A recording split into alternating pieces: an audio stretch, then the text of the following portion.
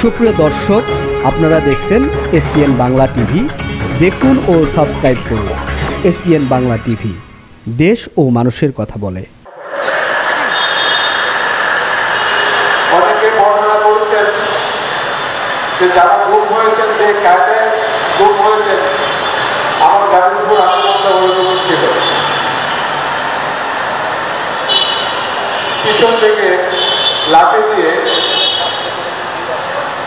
না পিছন থেকে গাড়ি দিয়ে ধাক্কা, পরে সামনে কাপের উপর আঘাত।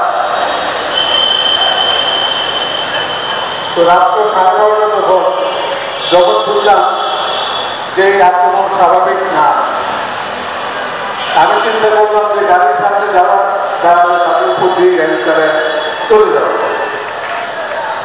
আমি যেতে পেরেছি, কিন্তু গাড়িটা একদম চুরমার করে ফেলেছিল। যাই হোক, এই যে দুঃসহ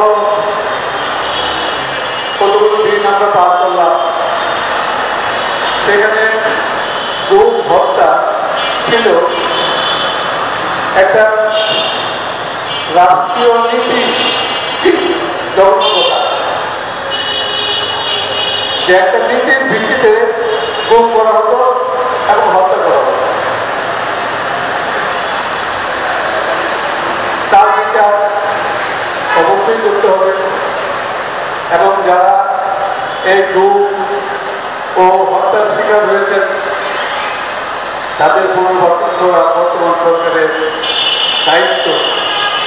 কারণ এইসব নির্যাতনের ফলে বাংলাদেশের গ্রামাঞ্চলের যে ছিল, আর জনগণ তো 15 বছর ধরেই চেষ্টা করতেছিল কি করা যায়, একটা আবহাওয়া সৃষ্টি করে ফেলেছিল। যে পরিণত একটা পরিবেশে ছাত্রদের আন্দোলন সহসায় সবাইকে মাঠে ডেকে নিয়ে আসে। কাজেই আমি সরকারকে আহ্বান জানাই, আপনারা গণ-অভ্যুত্থানের কারণে সৃষ্ট সরকার, যে কারণে গণ-অভ্যুত্থান সৃষ্টি হয়েছে, সাংবাদিকরা যদি সেগুলো জনসমক্ষে নিয়ে না আসতেন তাহলে অনেক ঘটনায় চাপা পড়ে যেত। আর যারা স্বৈরাচারী সরকার চালিয়েছেন তারা তাদের গুম আদান করার জন্য কিছু মিডিয়া রেখেছিল। তার বিপরীতে দেশপ্রেমিক গণমাধ্যম একটা অসম্ভব কাজ করেছেন গত 16-17 বছর ধরে। তাতে যারা এই অত্যাচারের শিকার হয়েছেন তাদের অবশ্যই পুনর্গঠন করতে হবে, এই কথাটা আমরা সরকারকে বলে দিতে চাই। আর সমস্ত সাংবাদিক অ্যাসোসিয়েশন এই জন্য যে আয়োজনটা করছেন তাদের জন্য ধন্যবাদ জানাই। আর দেশপ্রেমী মিডিয়া বা গণমাধ্যম গড়ে তোলার জন্য আমাদের সরকারকে উদ্যোগ দিতে হবে। আমি এখানে উল্লেখ করতে চাই, যখন 75 সালে সব মিডিয়া বন্ধ করে দেওয়া হয়েছিল, তখন আবার যখন মানুষ ঘুরে দাঁড়াতে শুরু করে, রাষ্ট্রপতি জিয়াউর রহমান তার উদ্যোগে নতুন মিডিয়া সৃষ্টি করেছিলেন।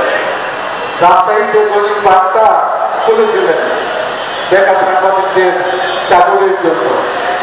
আমাদের এখানে ট্রাস্টের ম্যানেজমেন্টে 3টা পত্রিকা ছিল।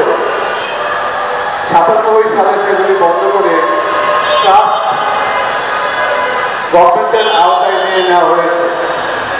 আমি মনে করি, যেহেতু এ সরকার গণতন্ত্র পুনঃপ্রতিষ্ঠা করতে চাচ্ছে, সেই দুরবস্থা থেকে জনগণকে মুক্তি দেওয়ার শিক্ষা তাদের হাতে। আমি মনে করি সেই কাজ আবার পুনরুজ্জীবিত করা দরকার। সেই ট্রাস্টের অধীনে